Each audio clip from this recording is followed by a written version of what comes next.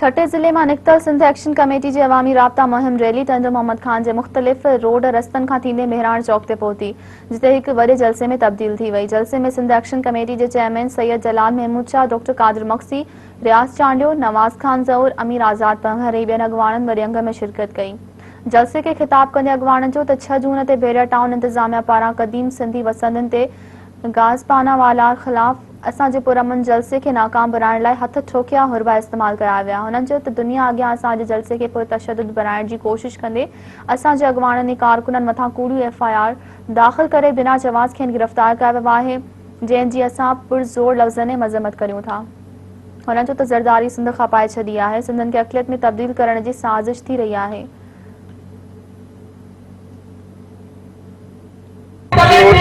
छठे वारनि रेफरेंडम काल सजावल बदील वारनि ॾिनो, अॼु टिंडो मोहम्मद खान ॾे पियो त पहिरियां टाउन नामंजूर, पहिरियां सिंध दुश्मन मनसूबो, माण्हू मृत करे छॾियो आहे।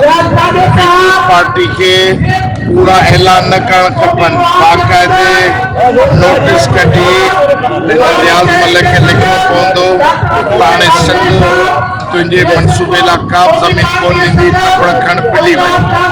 जेसीं ताईं इहो कमु न कंदी पीपी सरकार त तहरीक जारी रहंदी। आख़िर अहिड़ो वक़्तु ईंदो जंहिंजी ज़रदारी खे गिले खां पकिड़े इक़्तिदार कंदासीं। ॿियो मरहलो वरी 28 तारीख़ ते डिसाइड कंदासीं त कीअं शुरू थींदो।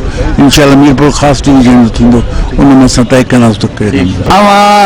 टिंडो मोहम्मद खान जे साफ़ ॾिठो आहे त घिटी घिटी पाड़े पाड़े ॻोठ ॻोठ मां ही मिसकीन ग़रीब सिंध जा आशिक निकिरी आया हुआ, जेके चवनि था बहरिया टाउन DH गैर कानूनी आहिनि। सिंध एक्शन कमेटी जे सॾ खे लबेक कयो अथनि।